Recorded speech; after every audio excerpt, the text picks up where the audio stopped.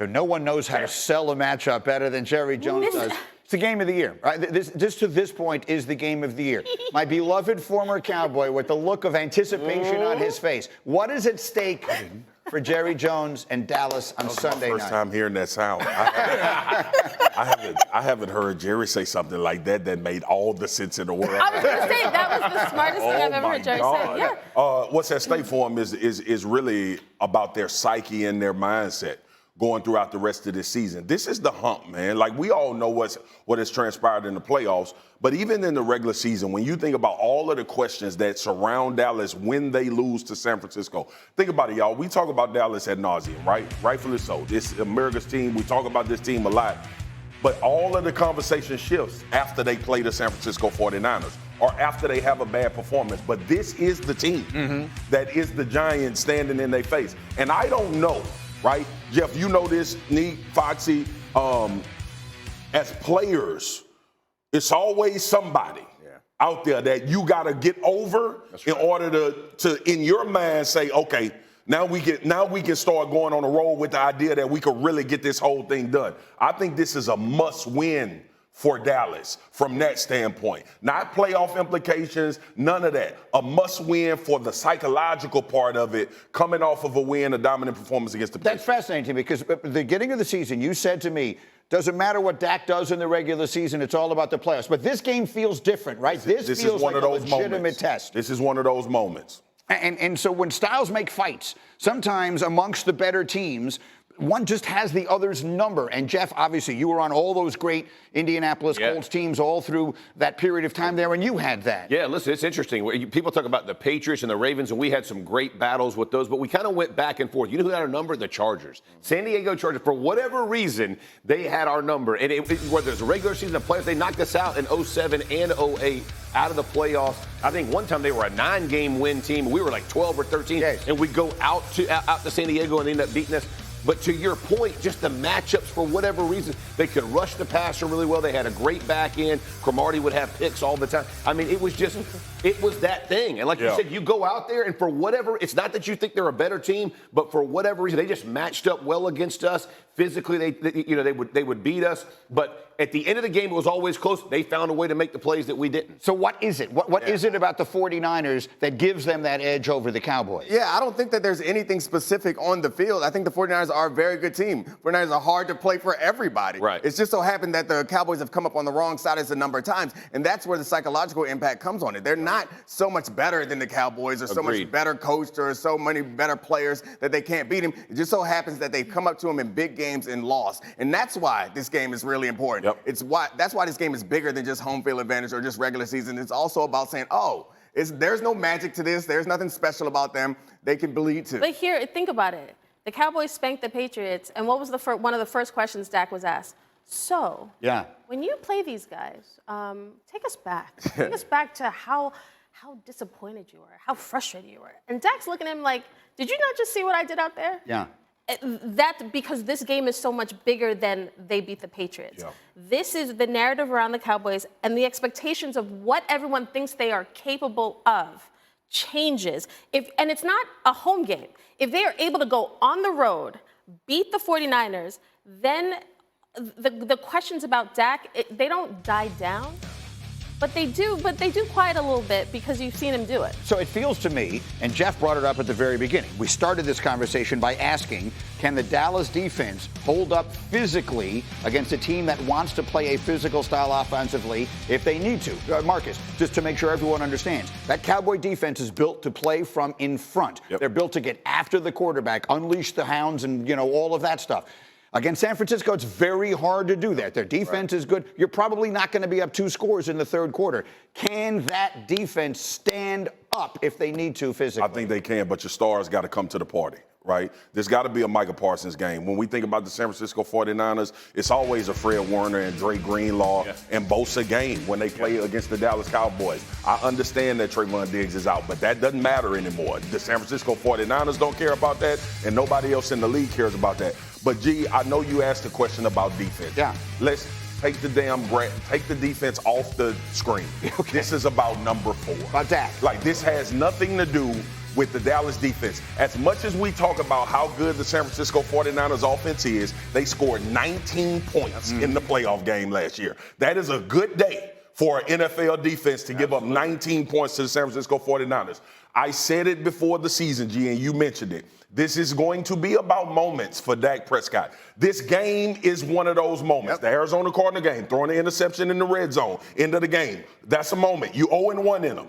Like, this is going to come down to you. We always ask the question, can you go above just fitting into a perfect script and become the guy as to why the script changed or the narrative changed for your football team? This is your first opportunity to do that against San Francisco, whose defense is going to still be there when you get in the playoffs. They know that Micah Parsons and that D-line is good. They're not going to come out there and do 5, 6, 7-step drops. That's not their game anyway. So they're going to try to take that D-line out of the game. The secondary and the linebackers are going to have to cover and tackle.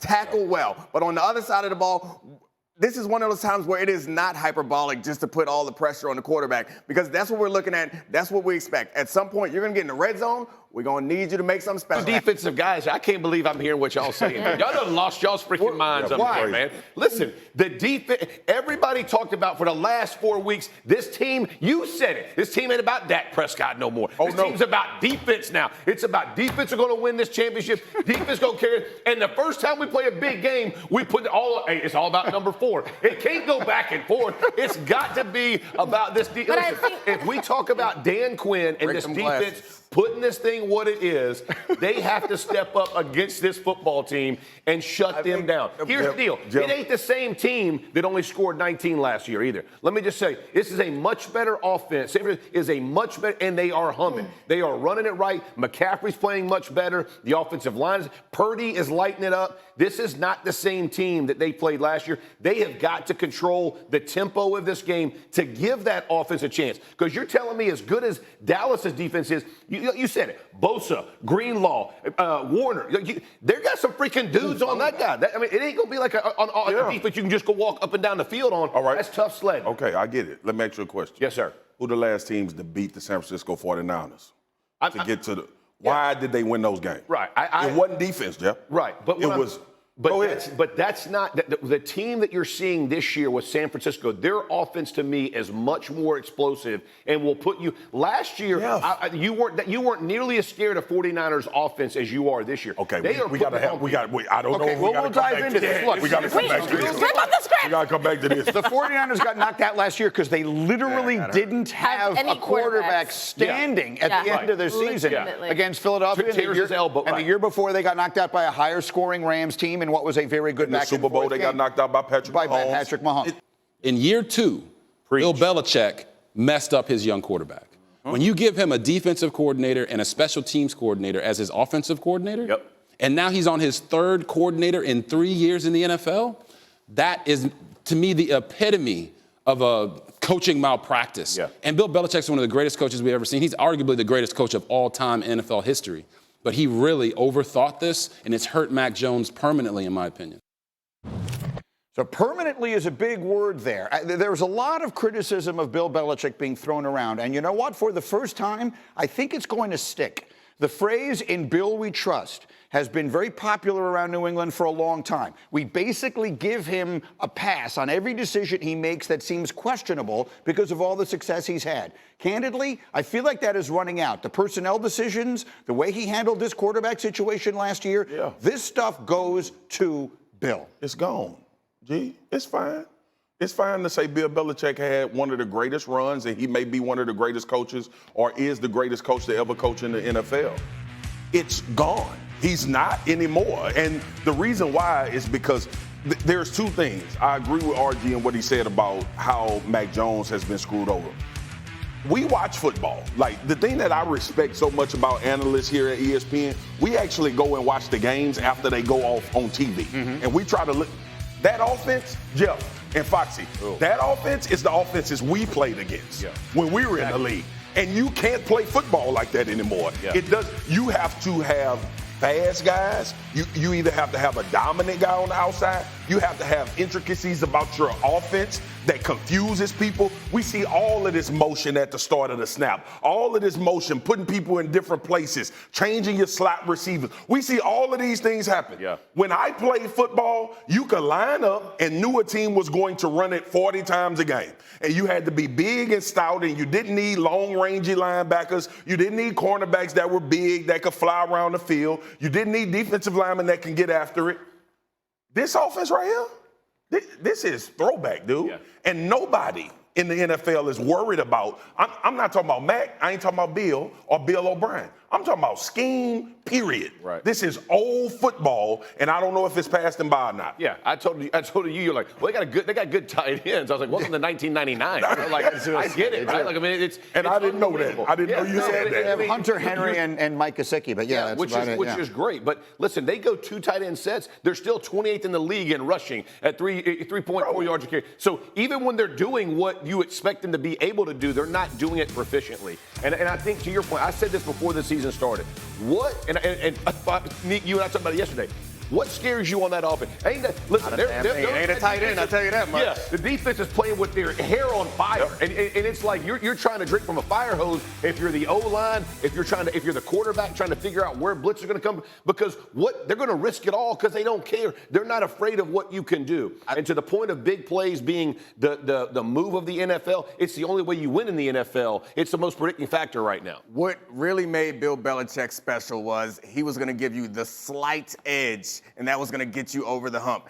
I'm not saying that he's lost that, but they're not good enough for that to matter. Right. So that's presuming that you are within the neighborhood of the teams that you are playing. Then that 1% that Bill Belichick's coaching is going to give you that motion off the side to go block a field goal. Sure. That's going to get you a win in those situations. However, you got to take care of the other 99% of the game, and they aren't doing that. And your point about the offense is a huge point. It is also reasonable, the beginning of that sentence, the one thing that made Bill Belichick successful, to finish that sentence by saying, was that he had Tom Brady as his quarterback when he was winning all those championships. And the reality is he has not won a playoff game since. Well, so as you saw, I couldn't be on for the start of the segment because I just couldn't handle all this Belichick bashing because he's a genius, being that he went to Wesleyan University.